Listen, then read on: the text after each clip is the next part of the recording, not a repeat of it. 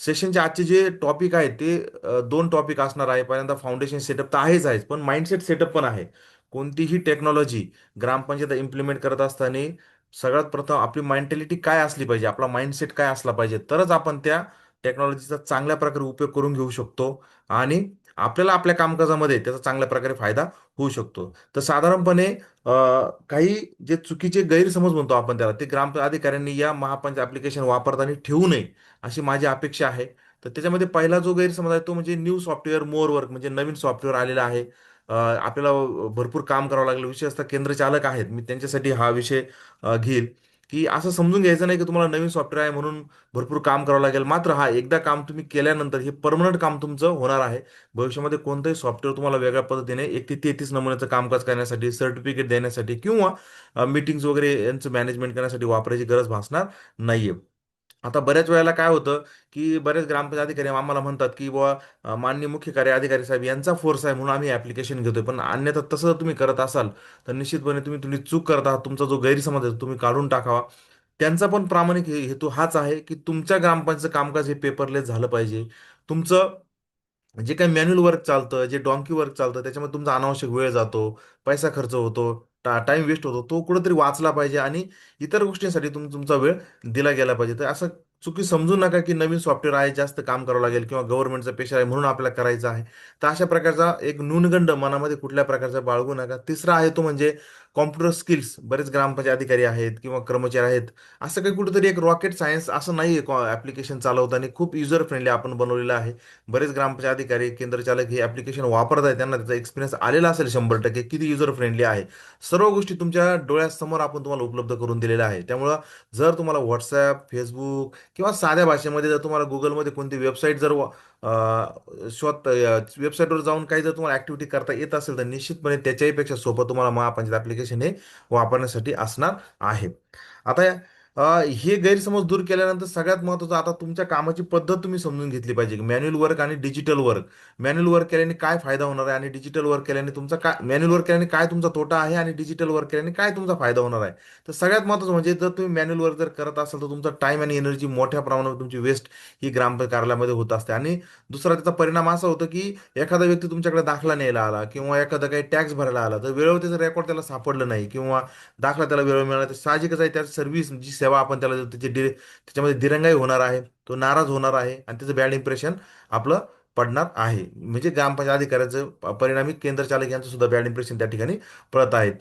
Accounting problem जाणवतात. एखाद्या व्यक्ती तुम्ही टॅक्स घेतला तो टॅक्स बँकेत वेळेवर जर जमा झाला किंवा नाही झाला, झाला तर त्याचं रेकॉर्ड मेंटेन करणं, नाही झाला तर ते किती जमा करायचं बाकी आहे याचं सर्व रेकॉर्डिंग हे जर प्रॉपर तुमचं झालं नाही तर निश्चितपणे तुमचं कॅशबुक असेल, 6 नंबर असेल, 5 का असेल, याच्यामध्ये तुमचे प्रॉब्लेम क्रिएट होऊ शकतात. तुमचं कॅशबुकचा बॅलन्स न जुळणे असेल किंवा 10 नंबरच्या पावत्यांचा तुमचा एक हिशोब न जुळणे असेल, अशा प्रकारच्या गोष्टी तुमच्या होतात. अ, दर 15 दिवसाला असेल किंवा महिन्याला असेल किंवा जर मोठी ग्रामपंचायत असेल तर दर दिवसाला तुम्हाला हा हिशोब करावा लागतो आणि याच्यामध्ये जास्त वेळ तुमचा जातो. आणि हाच जर वेळ तुम्ही जर डिजिटल सिस्टीम जर वापरली, महापंचायत जर वापरलं तर निश्चितपणे तुमचं विदिन सेकंदावर या सगळ्या गोष्टी तुम्हाला अगदी बोटावर तुम्हाला उपलब्ध होणार आहे. मॅन्युअल वर्क करत असताना तुम्हाला सगळ्यात गोष्ट जे माणूस फील करतो, ग्रामपंचायत अधिकारी किंवा data entry operator, stressful stressful work करत असतात. मी स्वतः पण त्याचा अनुभव घेतलेला आहे. माझे ग्रामपंचायत कर्मचारी यांनी सुद्धा त्याचा अनुभव घेतलेला आहे.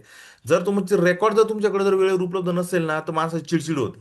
आणि मग ही चिडचिड जर थांबवायची असेल तर तुमच्याकडे रेकॉर्ड तुम्हाला वेळेवर तुमचं उपलब्ध होणं आवश्यक आहे. एका क्लिकवर जर ते रेकॉर्ड मिळालं तर निश्चितपणे तुम्हाला समोरच्या व्यक्तीला जी गोष्ट 10 मिनिटामध्ये 15 मिनिटामध्ये करावी लागते तीच गोष्ट तुम्ही त्याला विदिन सेकंदामध्ये देऊ शकतात. आणि या जरी सर्व गोष्टी तुमच्या बाबतीमध्ये जर घडत असेल मॅन्युअल वर्क केल्यामुळे तर निश्चितपणे तुमची एक बॅड आयडेंटिटी तुम्ही त्या ग्रामपंचायत कार्यालयामध्ये, परिणामी त्या गावामध्ये तुमची तयार होत असते. म्हणजे सहज लोक म्हणून जातात काय ते भाऊसाहेबांचं खरं आहे, ते वेळेवर येते नाहीये किंवा आम्हाला दाखला मागितलं त्यांना 3-3, 4-4 दिवस त्यांना थांबावं लागतं. त्यांच्या पट्टी जर चांगला भरायची असेल तर वेळेवर रेकॉर्ड सापडत नाही. अशा प्रकारची एक बॅड आयडेंटिटी तुमची या मॅन्युअल वर्क केल्यामुळे होऊ शकते. मात्र जर तुम्ही डिजिटल वर्क जर केलं महापंचायत सोबत तर निश्चितपणे या सर्व गोष्टी तुमच्या ऑटोमॅटिक मिनिमाइज होऊ शकतात. त्याच्यामध्ये मग एक चांगली आयडेंटिटी जर तुम्हाला जर करायची असेल तर निश्चितपणे महापंचायतची तुम्हाला याच्यामध्ये मदत होणार आहे, ज्याच्यामध्ये तुम्हाला फास्ट सर्व्हिस डिलिव्हरी तुम्हाला देऊ शकता. ग्रामचं रेकॉर्ड तुम्ही ॲक्युरेट ठेवू शकता.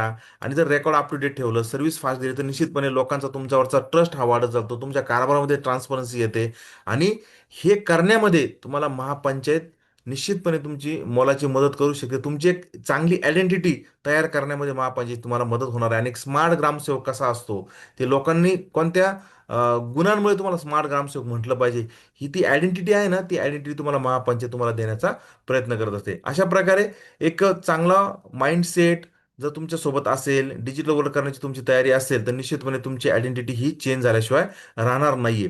आता बऱ्याच वेळेला महापंचायतीवर काम करत असताना जर तुम्हाला क्विक त्याचे रिझल्ट हवे असतील, तर त्याच्यासाठी एक सक्सेस फॉर्म्युला आपण सांगू शकतो, जो म्हणजे लर्न फास्ट. जे काय मी तुम्हाला आता शिकवणार आहे, जे तुम्ही लाईव्ह बघणार आहात, ते आत्मसात करून घ्यायचं आणि लगेच त्याचं इम्प्लिमेंटेशन करायचं. असं नाही की आता तुम्ही शिकून घेतलं आणि नंतर 2 दिवसांनी तुम्ही नंतर मग तुमच्या वेळेनुसार त्याचं लॉग इन केलं आहे आणि मग त्याचं तुम्ही डेटा एंट्री करताय. जर असं जर केलं तर निश्चितपणे तुम्हाला प्रॉब्लेम येणार आहे. आणि आता जे काही मी तुम्हाला शिकवत आहे ना, त्याची जर काही तुम्हाला शंका येत असेल किंवा या टॉपिकच्या व्यतिरिक्त इतर काही शंका असतील, निश्चितपणे तुम्ही आता ते नोटपॅडवर नोट डाऊन करून ठेवा. आपण सेशनच्या सगळ्यात शेवटी तुमचे question and answer one by one घेणार आहोत. आणि दुसरी गोष्ट अजून, जे तुम्ही शिकला जे तुम्ही फास्ट इम्प्लिमेंट करायचं आहे आणि दररोज नवीन स्किल शिकायचं आहे. तर हे स्किल म्हणजे कोणतं, एक्सेलमध्ये कसं वर्क करायचं आहे, मायक्रोसॉफ्ट वर्डमध्ये कसं वर्क वर्क करायचं आहे, बल्क अपलोडिंगसाठी आपल्याला काय काय गोष्टींचे फॉर्म्युला यूज करावे लागतात. या सगळ्या गोष्टी जे तुम्ही स्किल जर नवीन शिकला, तर तुमचं विदिन सेकंदामध्ये तुमचं हे काम तुमच्या महापंचायतीवर तुमचं होऊ शकतं. तर अशा पद्धतीने तुमचा माइंडसेट हा प्रॉपर असणं आवश्यक आहे. पंचायत ज्यांनी घेतलेलं आहे त्यांच्यासाठी पण, ज्यांनी नाही घेतलेलं त्यांच्यासाठी पण हे सेशन का इम्पॉर्टंट आहे. तर सगळ्यात महत्त्वाचं म्हणजे याच्यामध्ये आपण महापंचायत काय आहे हे आपण सांगणार आहोत. तुमच्या ग्रामचं रजिस्ट्रेशन कसं करायचं हे आपण शॉर्टमध्ये सांगणार आहोत. बऱ्याच लोकांना ते माहिती आहे. रजिस्ट्रेशन केल्यानंतर तुम्ही जे काही पेमेंट केलं, ते पेमेंटचे डिटेल्स कसे अपडेट करायचे ते पण आपण कव्हर करणार आहोत. लॉग इन कसं करायचं ते पण आपण कव्हर करणार आहोत. तुमचं लॉग इन केल्यानंतर मोबाईल नंबर जर तुम्हाला अपडेट जर करायचा असेल, तो मोबाईल नंबर कसा अपडेट करायचा ते पण आपण कव्हर करणार आहोत. त्याच्यानंतर तुम्हाला बेसिक डिटेल ग्रामपंचायत जी भरणं अत्यंत आवश्यक आहे, जो तुमचा डाटा एंट्री करण्यासाठी म्हणजे तुमचा नमो नंबर 8 बनवण्यासाठी असेल किंवा तुमचं अकाउंटिंग करण्यासाठी किंवा सर्टिफिकेट वगैरे या गोष्टी करण्यासाठी, तर ते बेसिक डिटेल कोणती भरायची, कशी भरायची हे आपण बघणार आहोत. डॅशबोर्डचा ओव्हरव्ह्यू तुम्हाला आम्ही देणार आहोत, की महापंचायत लॉग इन केल्यानंतर कोणत्या ठिकाणी काय तुम्हाला पाहायला मिळणार आहे, मेनू कोणकोणते आहे, त्याचा उपयोग काय आहे, कोणत्या मेनूच्या अंडर काय काय गोष्टी तुम्हाला मिळणार आहे, हे सुद्धा आपण बघणार आहोत.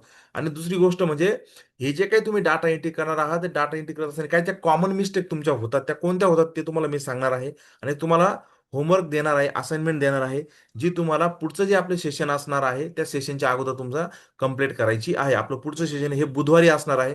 आपण दर शनिवारी आणि बुधवारी सेशन घेणार आहोत. तर बुधवारच्या सेशनच्या अगोदर 3 दिवस तुम्हाला मिळत आहे तुम्ही त्या गोष्टी पूर्ण करण्यासाठी. तर निश्चितपणे तुम्ही या फाउंडेशन सेटअपमधल्या ज्या काही आज मी गोष्टी कव्हर करणार आहेत त्या तुम्ही पूर्ण करायच्या आहेत. ग्रामपंचायतचं आता रजिस्ट्रेशन करायचं आहे. रजिस्ट्रेशन करण्यासाठी तुम्हाला काय करावं लागेल, पहिल्यांदा या ठिकाणी लॉग इन वरती यावं लागेल. लॉग इन वरती आल्यानंतर तुम्हाला या ठिकाणी लॉग इनचं पेज उपलब्ध होईल. तर ह्या पेजच्या खाली तुम्हाला या ठिकाणी तर रजिस्टर नावाचा ऑप्शन दिलाय, don't have an account register. आता ज्यांचं रजिस्ट्रेशन आहे, ज्यांचं अकाउंट ऍक्टिव्हेट झालं, त्यांनी ही प्रोसेस करायची नाहीये. फक्त ज्यांचं पेमेंट दे करणं बाकी आहे आणि रजिस्ट्रेशन करणं बाकी आहे, त्यांच्यासाठी ही प्रोसेस आहे. मी ती शॉर्टमध्ये समजावून सांगतो. या ठिकाणी रजिस्टरवर क्लिक करायचं आहे. या ठिकाणी तुमच्या ग्रामचा एलजीडी कोड टाकायचा आहे. 6 अंकी एलजीडी कोड असतो तो टाकायचा आहे.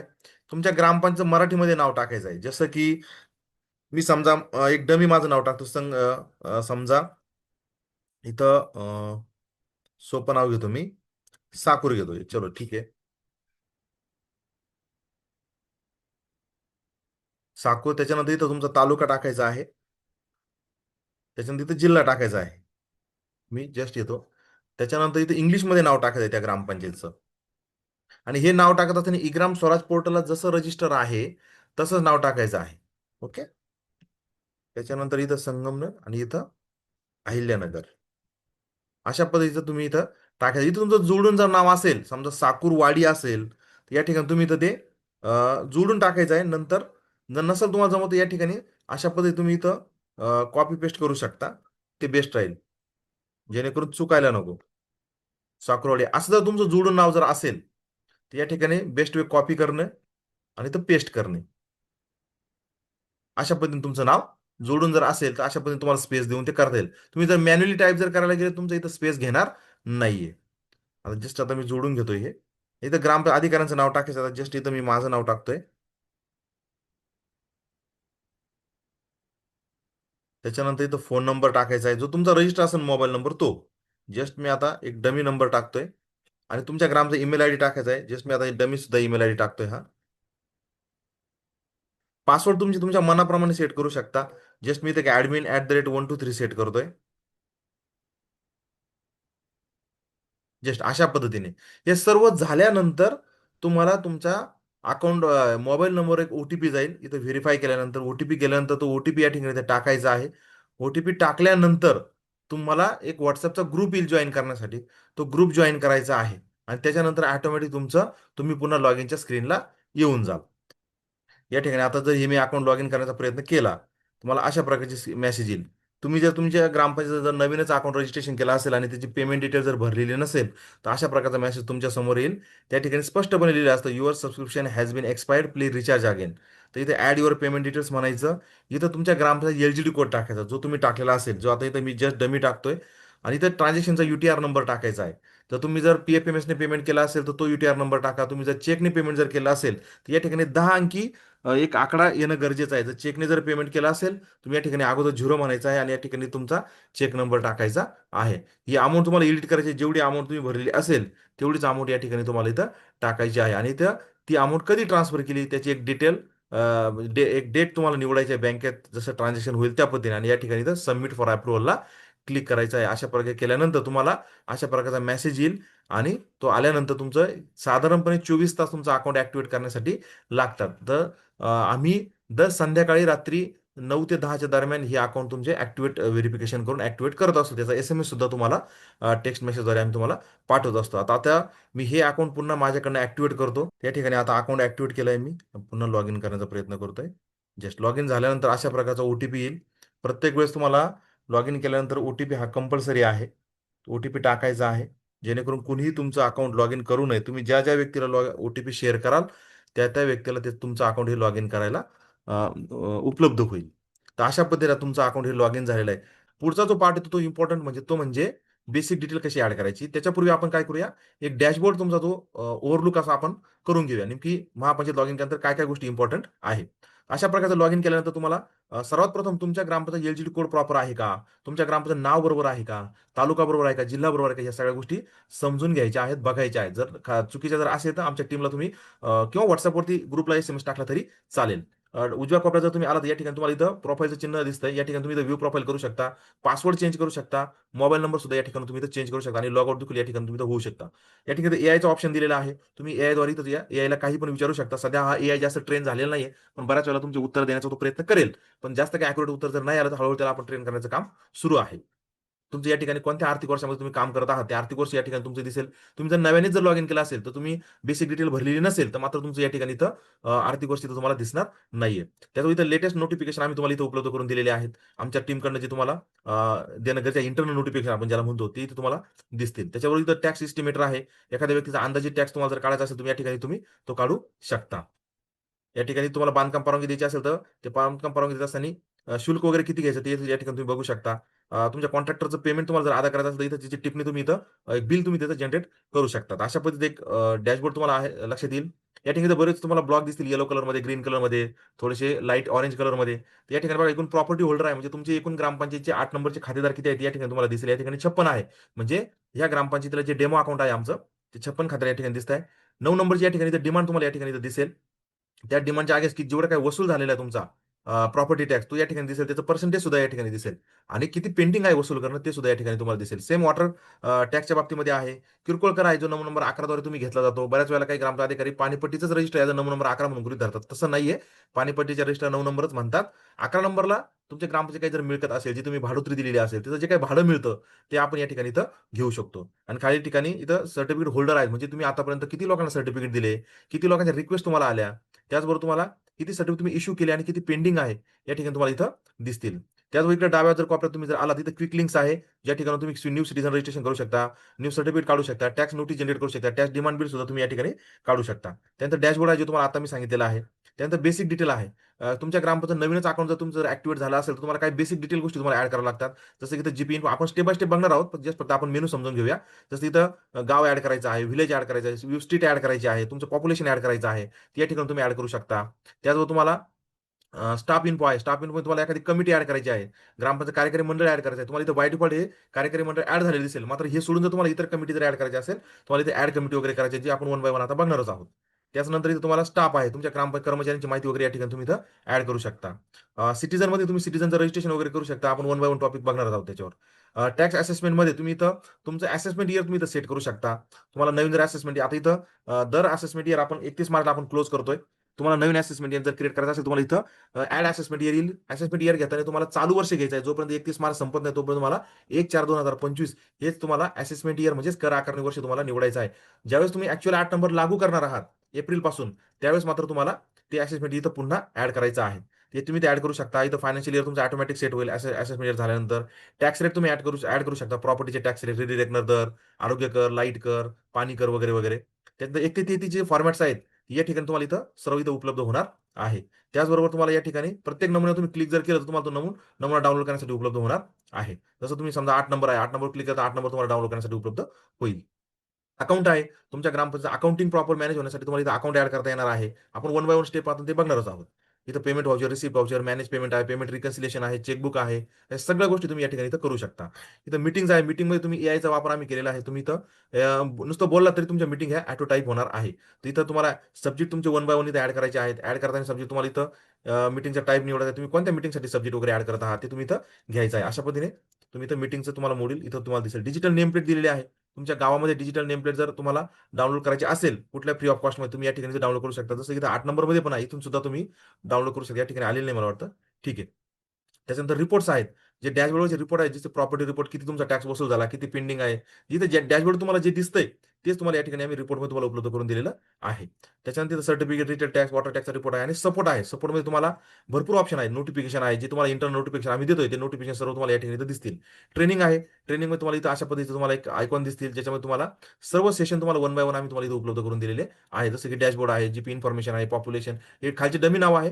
तुम्ही याच्यावर जर क्लिक केलं तर तुम्हाला हे सेशन लगेच तुम्हाला सर्वांचं मी मनापासून स्वागत करतो. ऑलरेडी चलो सेशन आपण आता आपण सुरुवात केलेले करूया. आहे. आपल्या सगळ्यांना माहितीच आहे आपल्याला सेशन आता महापंचायत जसं ऍप्लिकेशन आपण जर वापरायचं.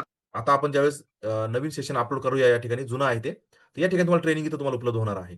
त्याच्यानंतर तुम्ही इथं फीडबॅक आहे. तुम्हाला जर ऍप्लिकेशनमध्ये काही जर फीडबॅक नोंदवायचा असेल, एखादी गोष्ट तुम्हाला नव्याने सुचवायची असेल, तुम्ही या ठिकाणी इथं ओपन फीडबॅक करून तुम्ही ती गोष्ट सुचवू शकता. अशा पण तुम्हाला फीडबॅक फॉर्म उपलब्ध होईल. तुमचं नाव टाकायचं आहे, व्हॉट्सअप नंबर टाकायचा आहे, तुम्ही कोणतं पद आहे, एलजीडी कोड, सजेशन कॅटेगरी आहे. तुम्ही इथं कशामध्ये तुम्हाला सजेशन सुचवायचं आहे, नागरिक नोंदणी, कर आकारणी, फेरफार कर, मागणी असेल, वसुली प्रमाणपत्र, जे असेल ते तुम्ही इथं ते नोंदवू शकता. त्याच्यानंतर पंचायत पोर्टल्स, तुम्हाला ग्रामपंचायत वेगळे पोर्टल हँडल करायला लागतं. तुम्हाला इकडे तिकडे त्याचे सेव्ह करावं लागू नये किंवा प्रत्येक वेळेस तुम्हाला वेबसाईटचा ऍड्रेस टाकायला लागू नये, यासाठी सर्व प्रकारचे पोर्टल्स आपण तुम्हाला या ठिकाणी इथं उपलब्ध करून दिलेले आहेत. तर अशा पद्धतीने जीपीडीपीचे पोर्टल, ई ग्राम स्वराज असेल, टेंडर असेल, टॅक्सेशन असेल, सिटीजन सर्व्हिसेस आहे. त्याच्यानंतर ट्रेनिंगच्या रिलेटेड आहे. त्याच्यानंतर या ठिकाणी इथं कॉमन पोर्टल दिलेले आहेत, ते या ठिकाणी तुम्हाला उपलब्ध होतील. डाउनलोड लिंक्स आहे, काही जे टेम्पलेट तुम्हाला आवश्यक असतं ऑफलाईनमध्ये काम करण्यासाठी, ते आम्ही तुम्हाला दिलेलं आहे. जसं इथं कर आकारण्याचा फॉर्म आहे, तुम्हाला या ठिकाणी तो इथं उपलब्ध होणार आहे. अशा पद्धतीचा फॉर्म तुम्ही तो डाउनलोड करू शकता आणि तुम्ही तो वापरू शकता. तर अशा पद्धतीने तुम्हाला एक महापंचायतमध्ये जेवढे काही ऑप्शन्स आहेत ते तुम्हाला या ठिकाणी इथं सांगता येतील. नंतर प्लॅन आहे. तुम्ही जे काही तुमचा प्लॅन ऍक्टिव्हेट आहे तो किती पेमेंटला तुम्हाला ऍक्टिव्हेट करून दिला आहे, त्या प्लॅनचं नाव आहे, कधी ऍक्टिव्हेट झाला, कधी एक्सपायर होणार आहे आणि ऍक्टिव्हचं स्टेटस या ठिकाणी तुम्हाला इथं दिसेल. जर तुमचा प्लॅन संपलेला असेल तर ते एक्सपायर तुम्हाला होईल. मुळात तुम्ही लॉग इनच करता येणार नाहीये. तर अशा पद्धतीचं तुम्हाला एक ओव्हरलुक तुम्हाला महापंचायतचा डॅशबोर्डचं तुम्हाला समजावून सांगता येईल. तर आजच्या आपल्या सेशन मधला आपण जो पहिला टॉपिक होता, जो डॅशबोर्ड आणि मेनू ओव्हरव्ह्यू, तो आपण आता बघितलेला आहे. आता जो आपण बघणार आहोत तो म्हणजे तुमचं सॉफ्टवेअर तुम्ही ज्यावेळेस ऍक्टिव्हेशन करता, ऍक्टिव्हेशन केल्यानंतर ज्या बेसिक गोष्टी तुम्हाला ऍड करणं गरजेचं आहे, त्या सगळ्यात महत्त्वाच्या आहेत. जोपर्यंत या गोष्टी तुम्ही ऍड करणार नाही तोपर्यंत तुम्हाला कामकाज पुढे करता येणार नाही. तर मग बेसिक गोष्टी कोणत्या आहेत त्या? तर सगळ्यात महत्त्वाचं म्हणजे व्हिलेज डिटेल्स. व्हिलेज डिटेल कशी ऍड करायची आहे? तर या ठिकाणी बघा, तुम्हाला इथं बेसिक डिटेल, तुम्हाला ज्यावेळेस तुमचं नवीन अकाउंट असेल त्यावेळेस तुम्हाला स्क्रीनवर तुम्हाला पॉपअप आलेला असेल, ज्याच्यामध्ये तुम्हाला add village, add street, add assessment year, add tax rate, relate rate, अशा प्रकारचं जसं तुम्ही ऍड कराल तसं तुमचे ते बटन हाईड होत चालतील. आता या ठिकाणी ऑलरेडी ऍड केलेले आहे, त्याच्यामुळे मला ते दिसणार नाही. या ठिकाणी इथं बेसिक डिटेलमध्ये जीपी इन्फोमध्ये यायचं आहे. या ठिकाणी बघा तुम्हाला इथं व्ह्यू व्हिलेज ऑप्शन दिसेल. तुमची ग्रामपंचायत ज्यावेळेस फ्रेश असेल त्यावेळेस कुठल्या प्रकारचं गाव तुम्हाला इथे ऍड झालेलं नसणार आहे. जर ते ऍड करायचं असेल तर या ठिकाणी व्ह्यू व्हिलेज करायचं आहे, यावर क्लिक करून. आता हा ऑप्शन कशासाठी आहे हे पहिल्यांदा तुम्हाला मी समजावून सांगतो. मोठी ग्रामपंचायत जर असेल तर तुमच्याकडे मोस्टली गाव असतात. एका ग्रामपंचायतीमध्ये 2, 3, 4 पेक्षा मोस्टली गाव जर असतील, म्हणजे एकापेक्षा जास्त, तर तुम्हाला त्या मोस्टली गावानुसार जर डेटा हवा असेल, 8 नंबरचा, 9 नंबरचा, कर मागणी बिल म्हणा किंवा सिटीजनची जी माहिती आहे ती जर तुम्हाला मोस्टली गावानुसार हवी असेल, तर त्याच्यासाठी हा ऑप्शन अतिशय उपयुक्त आहे. तर तुम्ही कसं ऍड करू शकता? इथे ऍड व्हिलेज करायचं आहे, गावाचं नाव इंग्लिशमध्ये टाईप करायचं आहे, जसं की आता मी माझं साकूर टाईप करतोय. जर तुमच्या ग्रामपंचायत सुरुवात ग्राम जर मोस्टली गाव जरी नसेल, तो जर तरी सुद्धा तुमच्या ग्रामपंचायत नाव तुम्हाला या ठिकाणी टाईप करायचं आहे. म्हणजे एकच ग्रामपंचायत, एकच मोस्टली गाव जर असेल तर ग्रामपंचायत नाव टाईप करायचं आहे. मग ते इंग्लिशमध्ये टाका, इथं मराठीमध्ये टाका आणि ते सेव्ह करा. अशा पद्धतीने तुमचं ते गाव सेव्ह होऊन जाईल. जस्ट फक्त एवढं केलं की तुमचं महसुली गाव किंवा गाव व्हिलेज तुमचं ऍड होऊन जाईल. त्याच्यानंतर आता स्ट्रीट क्रिएशन म्हणजे ऍड स्ट्रीट. आता स्ट्रीट कशासाठी आहे, की एका मसुरी गावाच्या अंतर्गत तर मल्टिपल काही वस्त्या असतील, रस्ते असतील, ज्याला एक गावामध्ये पर्टिक्युलर भागाने ओळखलं जातं आणि बऱ्याच वेळेला ग्रामामध्ये काम करताना ह्या वस्तीवर जा, गावठाणामध्ये एखादं काम असतं किंवा एखाद्या पर्टिक्युलर वस्तीपुरतं एखादं काम मारायचं असतं. तर अशा लोकांचा जर डेटा तुम्हाला जर हवा असेल, तर तो तुम्हाला सगळं काही नागरिकांचा डेटा डाउनलोड करण्यापेक्षा फक्त तेवढ्या वस्तीचा जर डेटा तुम्हाला डाउनलोड करता आला तर किती छान होईल. तर त्याच्यासाठी आपण काय केलेलं आहे, तुम्हाला इथं वस्तींचे नाव ऍड करण्यासाठी ऑप्शन दिलं आहे. तर कुठून तुम्हाला उपलब्ध होईल, इथं जीपी इन्फो मध्ये यायचं आहे. या ठिकाणी जसं तुम्ही व्ह्यू विलेज केलं, त्याच्या खाली तुम्हाला व्ह्यू स्ट्रीट नावाचा ऑप्शन आहे. तुम्ही यावर क्लिक करायचं आहे. तुम्हाला जेवढे काही तुम्ही गावं ऍड केलेले असतील मोस्टली गाव म्हणून, ते सर्व तुम्हाला या ठिकाणी इथं दिसतील. जसं की आता मी ते ढोकरी टेस्ट ऍड केलेला आहे, ज्याच्यामध्ये एक गावठाणाचा एरिया आहे. ढोकरी टेस्ट म्हणून एक दुसरा आहे, ज्याच्यामध्ये शेटे वस्ती आहे. आणि अंबिकानगर टेस्ट आहे, ज्याच्यामध्ये गावठाण एक आहे. आणि अंबिकानगर टेस्ट म्हणून एक करवर वस्ती म्हणून आहे. आता जस्ट आपण एक आताच विलेज ऍड केलं होतं, आपण ते बघूया. जसं की साकूर आपण ऍड केलं होतं. आता मला साकूरमध्ये फक्त एकच एरिया आहे, फक्त गावठाणाचा. तर मी तेवढंच फक्त मी ऍड करतोय आणि इथं सेव्ह करतोय. अशा पद्धतीने तुम्हाला मल्टिपल कितीही तुम्हाला वस्ती ऍड करता येतील. पण मी सजेस्ट असं करेल, की जास्तीत जास्त 5 एक वस्ती जरी ऍड केल्या तरी सफिशियंट आहे, जेणेकरून जास्त कॉम्प्लिकेशन तयार व्हायला नको आहे. तर अशा पद्धतीने आपण ऍड स्टेट कसं करायचं ते आपण बघितलेलं आहे. आता पॉप्युलेशन कसं ऍड करायचं आपण ते बघूया. आपण वरती येऊया. या ठिकाणी पुन्हा बेसिक डिटेलमध्ये यायचं आहे. इथं पॉप्युलेशन तुम्हाला दिसतंय. या ठिकाणी पॉप्युलेशन क्लिक करायचं, इथं ऍड पॉप्युलेशन म्हणायचं. मग इथं तुम्हाला जनगणना वर्ष, स्त्री किती, पुरुष किती, बाकीचं हे जे आहे एकूण वगैरे ऑटोमॅटिक कॅल्क्युलेट होतील. ते तुम्ही या ठिकाणी इथं वन बाय वन ऍड करू शकता.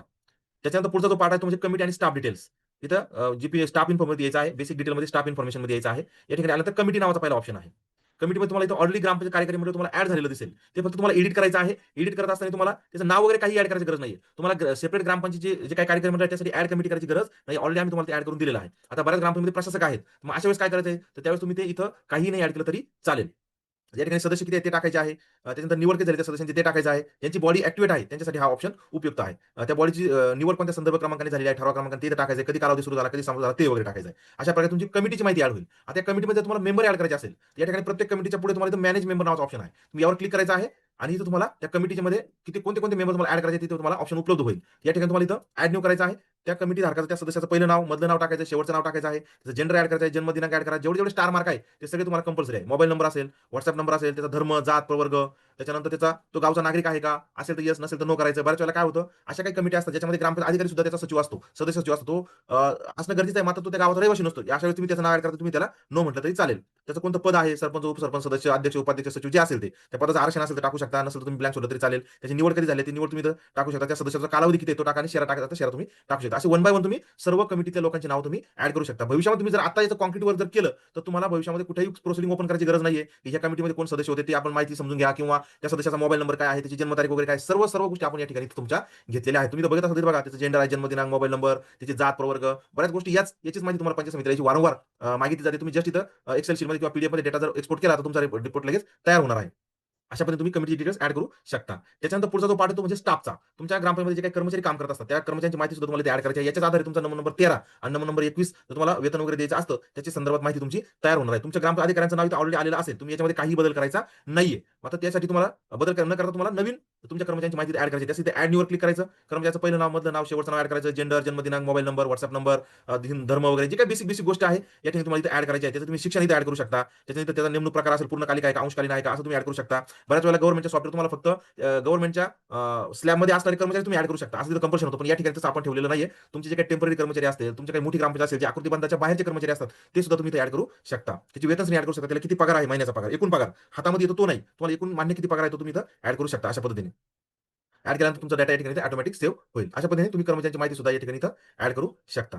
त्याच्यानंतर येतो तुझा दुसरा पार्ट म्हणजे सगळ्यात महत्त्वाचा म्हणजे जर तुम्हाला नंबर 8 तयार करण्यासाठी लागणार आहे. आता नंबर 8 तयार करण्यासाठी यातली इम्पॉर्टंट गोष्ट कोणती होती, तर जीपी इन्फो मधली तुम्हाला गाव आणि वाडी हे सगळ्या गाव, वाडी, वस्ती जे काय असेल ते तुम्हाला इम्पॉर्टंट होतं. त्याच्यानंतर येतो पार्ट म्हणजे तो टॅक्स असेसमेंटमध्ये तुम्हाला आता जो काही टॅक्सच्या रिलेटेड डेटा लागणार आहे तो तुम्हाला इथे ऍड करायचा आहे. त्याच्यामध्ये पहिला जो पार्ट येतो तो म्हणजे असेसमेंट इयर, जे तुम्हाला इथं आता मी दाखवतोय. 1 मिनिट.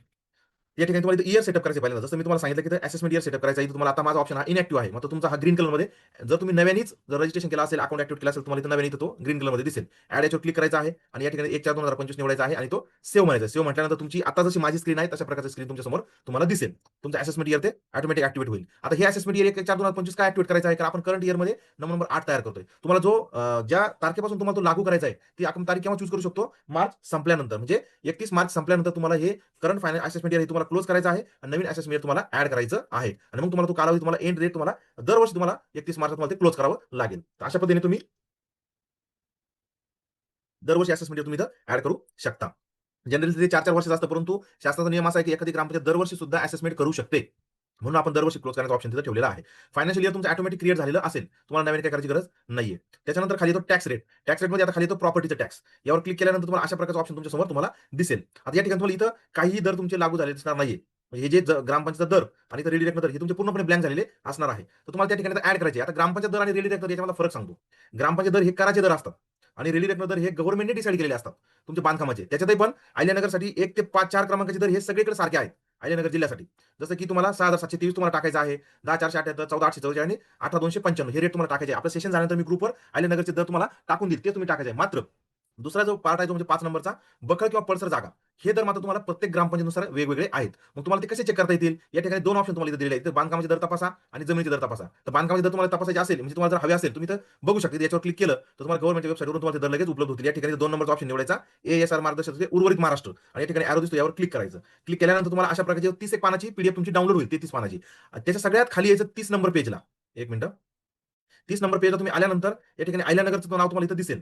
13 नंबरलाच आहे ते. आणि हे आणि या ठिकाणी अशा पद्धतीने तुम्हाला इथं सर्व प्रभाव आणि ग्रामीण अशा प्रकारचे दर तुम्हाला दिसतील. जसं इथे बघा 6,723 आहे, 10,478 आहे, 14,844 आणि 18,295 हे कसले दर आहेत? तर या ठिकाणी तुम्हाला वरती जर आला तुम्हाला दिसेल बघा, कच्चे घर, अर्ध पक्क घर, इतर पक्के घर आणि आरसीसी घर. तर अशा पद्धतीने दर तुम्ही या ठिकाणी इथं ते ऍड करू शकता. आपण ऑलरेडी ऍड केलेले आहेत. आता जमिनीचे दर तुम्हाला कसे बघायचे आहेत? या ठिकाणी जमिनीचे दर तपासा.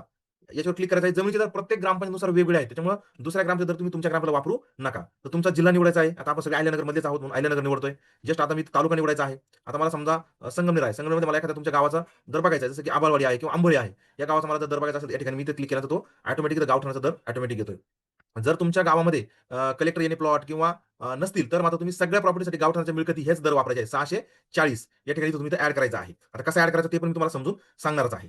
आणि जर तुमच्या गावामध्ये कलेक्टर येणे प्लॉट असतील, तर मात्र त्याचे दर तुम्हाला मौजे नावाने सुरू होतात. जसं की आता संगमनेरमध्ये काही गाव आहे का बघूया आपण. जसं बघा, मौजे आश्वी खुर्द आहे, घरगाव आहे, घुलेवाडी आहे, पण त्यांची सुरुवात मौजे नावाने झालेली आहे. म्हणजे याचा अर्थ काय, की या गावांमध्ये कलेक्टर येणे प्लॉटचे वेगळे रेट पडतात.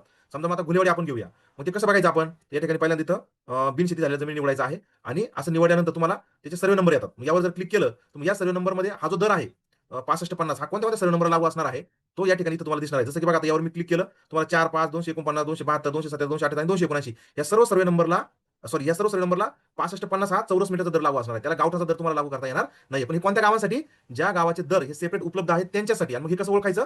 तर त्याच्यासाठी इथं मौजे नावाने तुमच्या त्या गावाची सुरुवात झालेली असते. आता बाकीच्या गावाला नाहीये. जसं की आता बघा, इथं या ठिकाणी औरंगपूर आहे, औरंगपूरला नाहीये. त्याची सुरुवात का मौजे नावाने झालेली आहे म्हणून. तर त्यासाठी इथं काय करायचं, फक्त गावठाणच्या मिळकतीचा जो दर आहे तोच तुम्ही या ठिकाणी इथं ऍड करायचा आहे. बाकी तर तुम्हाला मनोरंजन तळघर आहे, या ठिकाणी तुम्हाला कराचा दर ऍड करायचा आहे. तिथं रेडी रेट तुम्हाला उपलब्ध नसणार आहे, त्या ठिकाणी फक्त एक टाईप करायचा आहे.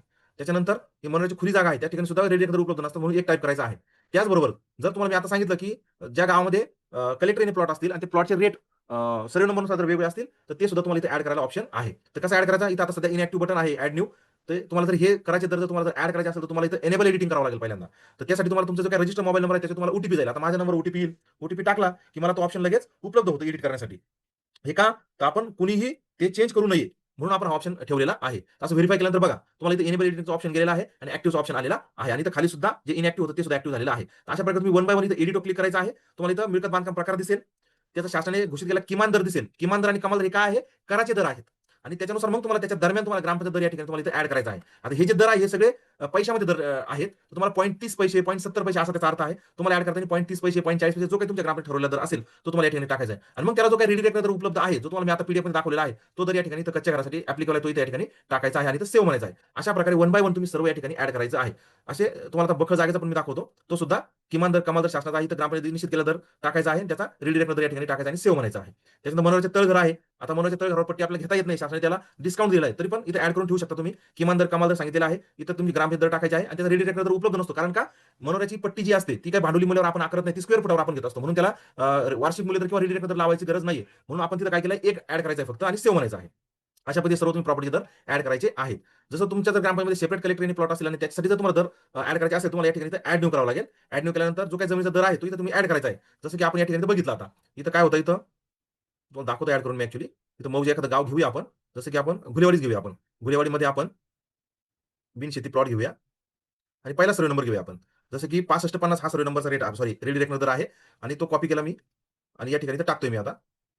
65-50 मग या हा जमिनीचा दर कोणत्या सर्वे नंबरला लागू असणार आहे, ते सर्वे नंबर मला या ठिकाणी टाकायचे आहेत. आता मग ते कुठून मिळतील मला? या सर्वे नंबरवर क्लिक केल्यानंतर या ठिकाणी बघा 4, 5 आता डायरेक्ट कॉपी करतो सगळे मी हे सिलेक्ट करून आणि या ठिकाणी ऍड करतोय. मात्र ऍड करत असताना या अंकामध्ये आणि त्याच्या कोम्यामध्ये फरक आहे. तर तो स्पेस आहे तो आपण काढून घ्यायचा आहे.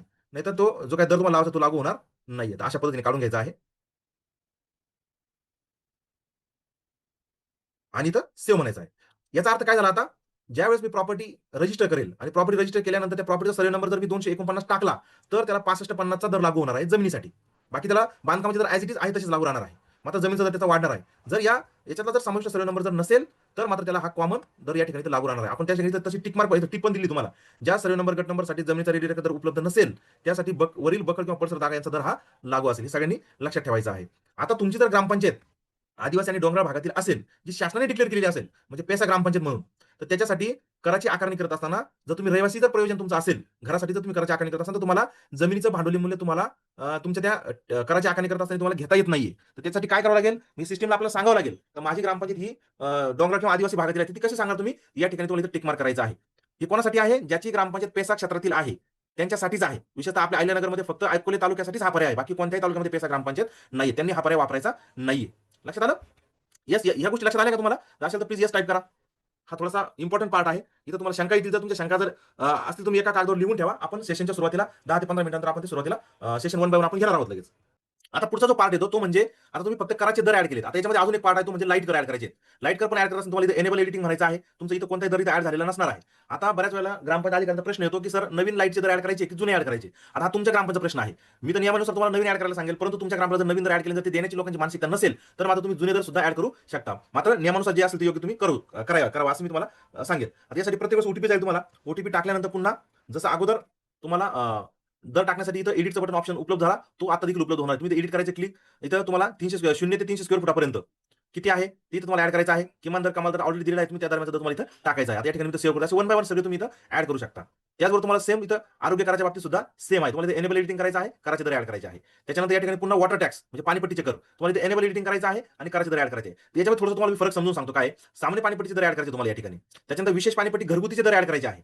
आपण 2 प्रकारचे कनेक्शन गावामध्ये देत असतो. एक घरगुती कनेक्शन देतो आणि कमर्शियल कनेक्शन देतो. आपण कमर्शियल कनेक्शनलाच म्हणजे व्यावसायिक जे कनेक्शन आहे त्यालाच आपण इथं काय म्हटलेलं आहे, बिगर घरगुती कनेक्शन म्हटलेलं आहे. त्याचे सुद्धा तुम्हाला इथं दर नमूद करायचे आहेत.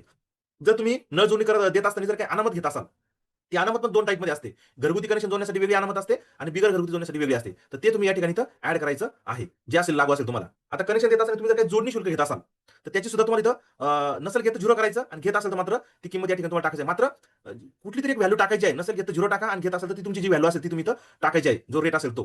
त्यानंतर जोडणी शुल्क विशेष पाणीपट्टीसाठी घरगुतीसाठी वेगळं असेल आणि बिगर घरगुतीसाठी वेगळं असेल. आता इतर शुल्क आहे जे सामान्य पाणीपट्टीच्या बाबतीमध्ये लागू होत नाही. मात्र नळ जोडणी जी आहे तिला आपण ते मोठी ग्रामपंचायत असेल ते घेतात. जसं की विकास शुल्क घेतात. जसं की आमच्याकडे संगमनेर ग्रामपंचायतीला गुंजळवाडी या ठिकाणी विकास शुल्क घेतात. तर विकास शुल्क कशामध्ये घ्यायचं असेल, कशामध्ये घ्यावं हे जर तुम्हाला जर प्रश्न पडत असेल, तुम्ही या ठिकाणी इतर शुल्कामध्ये टाकू शकता.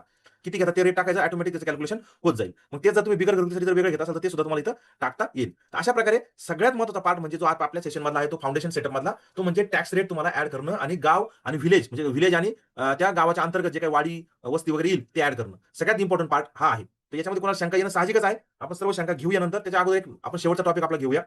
आपण कोणते टॉपिक कव्हर केले आपण ते बघूया.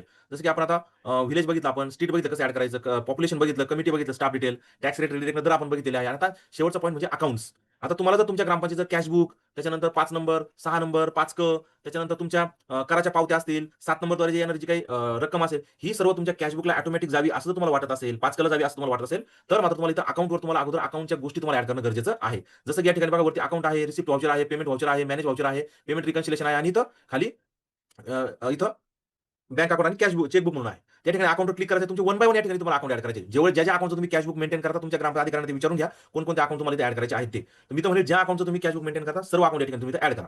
या ठिकाणी ॲड बँक म्हणायचं आहे. इथं तुम्हाला स्कीमचं नाव दिसतील. जसं की आम्ही जेवढ्या शक्य स्कीम देण्याचा प्रयत्न करतोय, सर्व दिलेले आहेत. परंतु अशी काही तुमची इथं योजना असेल जी याच्यामध्ये नाहीये, तर तुम्ही आम्हाला त्याचं स्पेशली नाव तुम्ही आमच्या WhatsAppला ग्रुपवर टाका. आम्ही ती स्कीम तुम्हाला इथं ॲड करून देऊ. आजच आम्हाला एक आमच्या ग्रामपंचायत अधिकाऱ्यांनी सांगितलं, की प्रधानमंत्री एक काहीतरी स्कीम त्यांनी सांगितली ती त्यांच्या ग्रामपंचायतीला लागू आहे. मात्र याच्यामध्ये ॲड नाही. तर आम्ही तुम्हाला ती ॲड करून देणार आहोत. सध्या मी तर ग्रामनिधी घेतोय. ग्रामनिधीचं अकाउंटचं नाव टाकायचं आहे. समजा इथं मी एक अकाउंट तुम्हाला मी ॲड करून दाखवतोय. सरपंच ग्रामपंचायत साकूर, बस. बँकेचं नाव टाकायचंय. तुम्ही इथं ईडीसीसी बँक जर असेल, तर ते टाका, नाही तर पूर्ण नाव टाकायचं तर पूर्ण टाका. मी आता जस्ट फक्त शॉर्टकटमध्ये नाव टाकतोय. ईडीसीसी बँक. तुम्ही आता पूर्ण नाव टाकायचं आहे. शाखा कुठं आहे? आता ही शाखा साकूरच टाकतोय मी. तुम्ही इंग्लिशमध्ये किंवा मराठीमध्ये जस्ट मराठीत टाकतोय मी. आयएफसी कोड टाकायचा आहे, समजा AHDC काय असेल 000 समजा काय असेल तो टाकायचा आहे, खाते क्रमांक टाकायचा आहे चेकबुकनुसार, चेकबुक बघून घ्या. त्याच्यानंतर तिथं खात्याचा प्रकार इथे टाकायचा आहे, तुम्हाला करंट खाता आहे का सेव्हिंग खाता आहे. जनरली आता सगळे ग्रामपंचायत अकाउंट हे सगळे करंटच आहेत, पण तुमचा टाईप तुम्ही तुमच्या याच्यानुसार निवडू शकता. खातं कधी उघडायचं आता डमी डेट टाका, कारण तुम्हाला एक्झॅक्ट डेट काय माहिती नसणार आहे. इथं 2021 असं काहीतरी निवडायचं, इथं डेट निवडायची एक्झॅक्ट. आणि आरंभीची शिल्लक, आता आरंभीची शिल्लक तुम्ही इथं सध्या झिरोच टाका. का झिरो टाका? कारण आता तुम्ही महापंचायत घेताय आणि तुम्हाला जे काही अकाउंटिंग करायचं 1 एप्रिल पासून तुम्हाला करायचं आहे. मग ज्यावेळेस तुमचं मार्च एंड क्लोज होईल, सगळ्या तेरीज वगैरे काढून होतील, ग्रामपंचायत अधिकारी तुम्हाला देतील, त्यावेळेस जी काही तिची अखेरची शिल्लक आरंभीची शिल्लक येईल ती या ठिकाणी तुम्हाला इथं टाकायची आणि अखेरची शिल्लक टाकायची, सॉरी. समजा इथं मी काहीतरी इथं 10,500 वगैरे अशी काही येईल, अशी इथं टाकायची. तुम्हाला जरी तुम्ही 50 पैसे जरी टाकायचा प्रयत्न केला, तर तुम्हाला अशा पद्धतीने इथं अकाउंट सेव्ह करता येईल. अशा पद्धतीने तुमचं अकाउंट इथं सेव्ह होईल. आरंभीची शिल्लक तुम्ही जे काही पॉईंटमध्ये आपण डेसिमलमध्ये आकडे टाकतो पैशामध्ये, तिथं तुम्हाला दाखवणार नाही, कारण आपण सर्व गोष्टी या राऊंड फिगरमध्ये दाखवत असतो. आता याच अकाउंट तुम्हाला चेकबुक पण ऍड करायचं आहे. तुम्ही या ठिकाणी इथं चेकबुकवर ऑप्शन क्लिक करायचं आहे. यावर तुम्हाला ऍड चेकबुक म्हणायचं आहे. पुन्हा स्कीम निवडायची आहे. या ठिकाणी समजा इथं मी ग्रामनिधी घेतोय. जे अकाउंट ऍड करायचं ते अकाउंट निवडायचं, जसं आता आपण ऍड केलं होतं. चेकबुकचे पानं किती आहे त्या ठिकाणी 20 पानं आहे असं गृहीत धरूया. आणि मग इथं समजा चेकबुकचा पहिला क्रमांक, आता इथं मी 100 करतोय आणि शेवटचा क्रमांक किती असणार आहे? 100 120 असणार आहे. आणि चेकबुक जारी करायची तारीख असणार कधी? जस्ट मी 1 तारीख टाकतोय आणि इथं सेव्ह म्हणतोय. Check number not exist, okay. इथं आय थिंक मला वाटतं 101 असायला पाहिजे. ओके, आणि इथं सेव्ह होईल. अशा प्रकारे तुमचं चेकबुक सुद्धा सेव्ह झालं आहे. त्याने फक्त आपल्या चेकबुकची संख्या आपल्याकडे चुकी झाली होती, ती सुद्धा त्याने घेतलेली नव्हती. तर अशा पद्धतीने तुम्हाला आजच्या सेशन पुरता पार्ट जो तुम्हाला बेसिक डिटेलमध्ये कव्हर करणं खूप गरजेचं आहे, ते तुम्ही इथं आपण केलेलं आहे. आता याच्यामध्ये काय कॉमन मिस्टेक होतात ते तुम्हाला मी थोडक्यात समजून सांगतो. बऱ्याच वेळेला लोक ज्यावेळेस लॉग इन करतात, लॉग इन केल्यानंतर त्यांना काय टाकायचं हे माहित नसतं. आणि काय ग्राम अधिकाऱ्यांना पण डाटा एंट्री ऑपरेटर विचारत नाहीये, किंवा ग्राम अधिकाऱ्यांना सुद्धा ते लक्षात येत नाही की काय टाकलं पाहिजे. तर या ठिकाणी कॉमन मिस्टेक कोणत्या होतात, की तुमचं आर्थिक जे काही असेसमेंट इयर आहे हे चुकीचं निवडलं जातं. तर तसं काही करू नका. किंवा या ठिकाणी टॅक्स रेट टाकत असताना इथं सॉरी एक मिनिट, बेसिक डिटेल टाकत असताना तुम्ही इथं गावाची माहितीच ऍड करत नाहीये, आणि मग तुम्ही सिटीजन ऍड करायला जाता त्यावेळेस तिथं गाव तुम्हाला येत नाही. जसं या ठिकाणी तुम्ही सिटीजन ऍड करायला जर गेला, या ठिकाणी तुम्हाला इथं गावाचं नावच येत नाहीये. मग त्यावेळेस तुम्ही आम्हाला स्क्रीनशॉट टाकता, सर इथं आम्हाला गावाचं नाव येत नाही किंवा वाडीचं नाव येत नाही, तर काय येत नाहीये, तर तुम्ही या बेसिक डिटेलमध्ये तुम्ही ऍड केलेलं नसतं. तुम्ही ते ऍड करायचं आहे. त्याच्यानंतर पुढचा जो पार्ट येतो तो म्हणजे असेसमेंट इयरचा, तुम्हाला मी समजावून सांगितलेलं आहे. टॅक्स रेटमध्ये इथं प्रॉपर्टीचे टॅक्स रेट टाकत असताना तुम्हाला इथं बांधकामाचा दर आणि कराचा दर याच्यामध्ये फरक काही लोकांना समजत नाहीये. तर बांधकामाचा दर हे काही शासनाने घोषित केलेले दर असतात, आणि कराचे दर हे तुमच्या ग्रामपंचायत घोषित केलेले असतात. तर कराचे दर हे तुमच्या ग्रामपंचायत विचारायचे आहेत, आणि शासनाने घोषित केलेले दर तुम्हाला आता मी पीडीएफ त्याची टाकणारच आहे. त्याच्यानंतर इथं काही लोक जमिनीचे बखल किंवा पडसर जागेचा जो रेट दर असतो तो या ठिकाणी एक करून टाकतात. ते चुकीचं होईल. एक जर केला तर तुमच्या बखल जागेची पट्टी तुमची चुकीची पद्धतीने कॅल्क्युलेट होईल. तसं न करता तुमच्या ग्रामपंचायती बखलची जी काही दर तुम्हाला लावायचा आहे, तो इथं जमिनीचे दर तपासा. या ठिकाणी तुमच्या गावाचं नाव निवडून तो जसं मी तुम्हाला प्रोसेस सांगितली त्या पद्धतीने तुम्ही टाकायचे आहे. इथं मनोराचे तळ टाकताना इथं बऱ्याच वेळेला काही जमिनीचे दर टाकतात. तसं नाही टाकता, इथं रिलेटेड दर टाकताना कोणता टाकायचा आहे? एक टाकायचा आहे. कारण मनोराचं तळघर आणि खुली जागा यासाठी आपण काय करतोय, चौरस फुटावर आपण त्याची कराची आकारणी करत असतो. बाकी याच्यानंतर लाईट टॅक्सच्या बाबतीमध्ये बऱ्याच वेळेला ग्रामपंचायत म्हणतात की आम्हाला मनाप्रमाणे इथं टॅक्स टाकता येईल का, किंवा शासनाने जो निश्चित केलेला आहे त्याच्या कमी जर टाकलं तर चालेल का. तर तुम्ही तुमच्या प्रश्न म्हणजे तुमच्या लेवल तुम्ही मॅनेज जर करत असाल तुम्ही टाकू शकता. जुने दर पण 20 30 40 पद्धतीने पण टाकू शकता. काही ज्यांना वाटतं की 2019 च्या आधी सूचनेनुसार आम्हाला 100 200 300 टाकायचे, तसे सुद्धा तुम्ही इथं टाकू शकता. तर अशा पद्धतीने वॉटर टॅक्स वगैरे तुम्ही इथं टाकायचं आहे. तर अशा पद्धतीने आजचं आपलं जे सेशन आहे या ठिकाणी तुम्हाला संपलेलं आहे. मी कोणाला क्वेश्चन आन्सर जर असतील तर तुम्ही इथं मला विचारू शकता. तत्पूर्वी तुमचा जो होमवर्क आहे तो होमवर्क मी तुम्हाला सांगेल. बऱ्याच ग्रामपंचायतीने अकाउंट आपलं लॉगिन केलं नसेल तर लॉगिन करा. लॉगिन केल्यानंतर या सर्व गोष्टी जे काही आज मी शिकवलेल्या आहेत त्या सर्व तुम्ही इथं ऍड करायच्या आहेत. तर आम्ही ग्रामपंचायतचं रजिस्ट्रेशन केलंय, ओके. पण आमची ग्रामपंचायत ग्रुप ग्रामपंचायत नावाचे वेस सोयगाव म्हणून आहे. बरं, तुमचं ई-ग्राम स्वराज पोर्टल नाव काय सर? वेस आहे, फक्त वेसच आहे. हा, मग ई-ग्राम स्वराजला जे नाव असेल ना तेच नाव टाका सर. नाही, पण आमची ग्रामपंचायतचं ग्रुप जॉईंट नाव आहे वेस सोयगाव म्हणून आहे. हा, तुम्ही ग्रुप ग्रामपंचायत वेसगाव असं नाव आहे ना, पण ई-ग्राम स्वराज पोर्टलला का नाही नाव आलं तसं म्हणून? ते मग आम्ही मला तिकीट रेज केलं पण नाही दिलं त्यांनी नाव. सध्या आपण गव्हर्नमेंटच्या जी काही ऑफिशियल नेम आहे ना त्याच्यानुसार चला सर तुम्ही. हो सजेस्ट करेल मी ते. हो सर सर चला, ठीक ओके, ठीक आहे, थँक्यू. सर आज ज्या टॉपिकवर म्हणजे लेक्चर दिलं तुम्ही त्याचे असं पीपीटी वगैरे अवेलेबल आहेत का? लाईव्ह सेशन आहे ना आपला, लाईव्ह सेशन पेक्षा पीपीटी तर आपण हे करतोय ना, लाईव्ह सेशन बघायचं लगेच. नाही, वन टाइम तुम्ही जेवढं शिकवलं समज सांगितलं नाही तर त्यातलं काही किरकोळ कारणाचं समज किरकोळ कारणासाठी तुम्हाला मेसेज करणं नाही किंवा नाही, हे आपण तुम्हाला सेशन कॉल करणं. हे रेकॉर्ड करणार आहे सर. तुम्हाला हा रेकॉर्ड केलेलं हा सेशन तुम्हाला या ठिकाणी उपलब्ध होणार आहे, ध्यानात घ्या. म्हणजे असं काही नाहीये, तुम्हाला ते पण सांगतो मी. जे काही आजचं हा. सेशन झालेलं आहे ते तुम्हाला या ठिकाणी रेकॉर्ड केलेलं भेटेल. या ठिकाणी ट्रेनिंग वरती यायचं आहे. ट्रेनिंग वरती आल्यानंतर हम्म. आता या ठिकाणी सेशन नंबर 1 दिसतं, या ठिकाणी हा रिपीट हा झालेलं दिसेल. ओके, तुम्ही तुमच्या हा. वेळेनुसार केव्हाही बघू शकता लाईव्ह. आणि पुढे मागे मला कसं वाटलं त्याच्यावर पीपीटी असते पीपीटी तर नाही मग बनवत त्याचा आपल्या इथे. शोध पीपीटी पीपीटी बनवलेली नाहीत नाही का? आपण लाईव्ह ट्रेनिंग मध्ये देतो डायरेक्ट सगळ्या गोष्टी. हा हा. ओके.